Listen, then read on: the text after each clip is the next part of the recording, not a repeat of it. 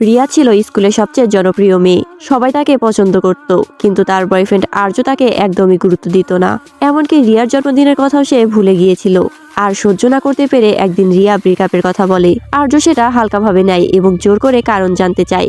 রিয়া তখন আর কোনো উপায় ছিল না, সে মিথ্যে বলে ফেলে, আমার নতুন বয়ফ্রেন্ড আছে। ব্যাগে রাখা একটা ছবির দিকে সে ইশারা করে। ছবি দেখে আর্য হতবাক হয়ে যায়। ছবিতে ছিল একজন সাধারণ ছেলে নীল, যে আবার রিয়ার 1 ক্লাস ছোট। আর্য ঠাট্টা করে বলে, যদি কাল আমাকে এই ছেলের সাথে পরিচয় করাতে পারো তাহলে ব্রেকআপ মেনে নিব। সমস্যা হলো রিয়া নীলকে চিনতই না। পরের দিন পুরো স্কুলে সে নীলকে খুঁজে বেড়ায়। শেষে তাকে স্কুলের ছাদে ডেকে সব সত্যি কথা বলে দেয়, কন্ট্রাক্ট, রিলেশনশিপ, মিথ্যে প্রেম, সবকিছু। কিন্তু অবাক করার মতো কথা, নীল বলে ফেলে সে অনেকদিন ধরে রিয়াকে ভালোবাসে। তবুও সে প্রস্তাবটা ফিরিয়ে দেয়, কারণ সে শুধু সত্যিকারের সম্পর্ক চায়, নকল কিছু না। জীবনে প্রথমবার কেউ রিয়াকে না বলেছিল, সে ভীষণভাবে ভেঙে পড়ে। রাগ আর অস্থিরতায় সে সোজা নীলের ক্লাসে ঢুকে পড়ে আর হাত ধরে টেনে বাহিরে নিয়ে যায়। রিয়া স্পষ্ট বলে দেয়, তোমাকে আমার কন্ট্রাক্ট বয়ফ্রেন্ড হতেই হবে। সে আগে থেকে একটা এগ্রিমেন্ট বানিয়ে রেখেছিল, নীল চাইলে তাতে নিজের শর্ত যোগ করতে পারত।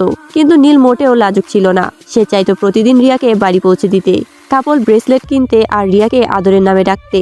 মাজবুরি হয়ে রিয়া সব মেনে নেয়, তবুও নীল এগ্রিমেন্ট সাইন করে না। তার মা তাকে শিখিয়েছিল মানুষকে সবসময় সৎ থাকতে হয়। পরের দিন ঠিক সময়ে রিয়া তার পুরনো বয়ফ্রেন্ড আর্যের কাছে যায়। রিয়াকে একা দেখে আর্যের ভীষণ অহংকার হয়। সে বলে, এবার বুঝেছো আমাকে কতটা সিরিয়াসলি নিতে হবে। ঠিক তখনই নীল এসে রিয়ার পাশে দাঁড়ায়। সে আস্তে করে রিয়াকে জড়িয়ে ধরে, শান্ত গলায় আর্যকে বলে, ও আমার প্রেমিকা, আর এবার থেকে ওকে কষ্ট দিলে আমি চুপ করে থাকবো না।